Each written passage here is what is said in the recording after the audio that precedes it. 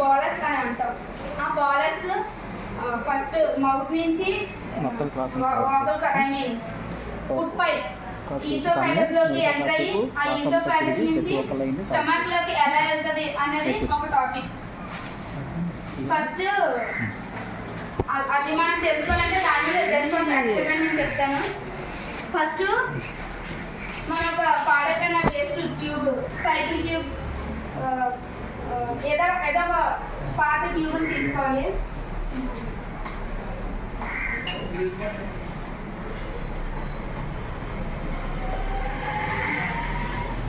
ట్యూబ్ని తీసుకొని దీని విత్ ఎంత ఉందో అంతే కొలమానంలో మనం ఒక పొటాటోని తీసుకోవాలి.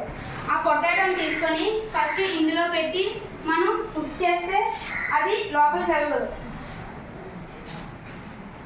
అదే మనం ఇంకొక ట్యూబ్ని తీసుకొని ఈ లోపల ఆయిల్ అప్లై చేసి దానికే మళ్ళీ పొటాటో కూడా ఆయిల్ అప్లై చేసి ఈసారి ఇందులో ఫిక్స్ చేసి మనం పుష్ చేస్తే ఈజీగా అది లోపలికి వెళ్తుంది. అలాగే మనం తీసుకున్న బోరస్ అంటే ఫుడ్ ప్లస్ సెలైవా ఆ ఒక సబ్స్టెన్స్ మన ఈసోఫాగస్ నుంచి వెళ్ళాలంటే ఈసోఫాగస్లో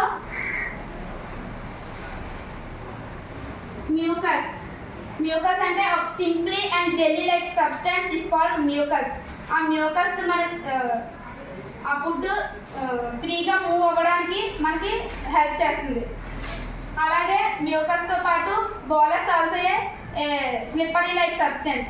బోలస్లో ఉన్న సెలైవా ప్లస్ మ్యూకస్ అంటే జెల్లీ లైక్ సబ్స్టెన్స్ రెండు కలిసి మన ఈసోఫాగస్ నుంచి ఫుడ్ సింపుల్గా మూవ్ అవ్వడానికి హెల్ప్ చేస్తుంది. అలాగే ఆ రెండింటితో పాటు కొన్ని మజిల్స్ ఉంటాయి.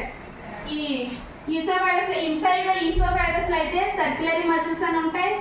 అవుట్ సైడ్ ఈసోఫాగస్ అంటే సిలిండ్రికల్ మజిల్స్ అని కొన్ని ఉంటాయి. ఫుడ్ ఈసోఫాగస్లోకి ఎంటర్ అయిన తర్వాత ఫుడ్ బిఫోర్ ఈసోఫాగస్ అంటే ఫుడ్కి పైన మజిల్స్ కాంట్రాక్ట్ అవుతాయి అంటే సర్క్యులరీ మజిల్స్ కాంట్రాక్ట్ అవుతాయి. అలాగే ఈ అవుట్ సైడ్ ద మజిల్స్ అంటే సిలిండ్రికల్ మజిల్స్ ఈసోఫాగస్ యొక్క విడ్త్ని పెంచుతాయి. కాబట్టి ఈ సర్క్యులరీ మజిల్స్ పుష్ చేస్తుంటే ఈ సిలిండ్రికల్ మజిల్స్ విడ్త్ పెంచడం వల్ల ఫుడ్ ఫ్రీగా మూవ్ అవుతుంది.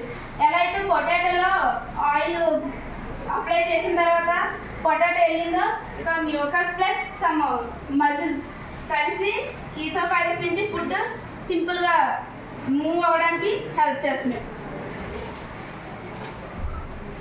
This kind of movements are called peristaltic movements. Already I have tell that. Wave like మూమెంట్స్ని పెరిస్టాల్టిక్ మూమెంట్స్ అని అంటాం. ఇది ఆటోనామస్ నర్వ్ సిస్టమ్ దాని ఆధ్వర్యంలో పనిచేస్తుంటే మనకి autonomous nerve system and peripheral nerve system అని 2 టైప్స్ ఆఫ్ నర్వ్ సిస్టమ్స్ ఉంటాయి. అందులో ఈ peristaltic movements autonomous nerve systems వల్ల ఇవి జరుగుతాయి. Next one stomach. ఇప్పుడు మన ఈసోఫాగస్లో నుంచి ఫుడ్ ఎలా వెళ్ళిందో తెలుసుకున్నాం కదా. తర్వాత ఈసోఫాగస్ నుంచి స్టమక్లోకి ఫుడ్ వెళ్ళి అక్కడ తర్వాత డైజెషన్ ఎలా జరుగుతుందని మనం తెలుసుకుందాం.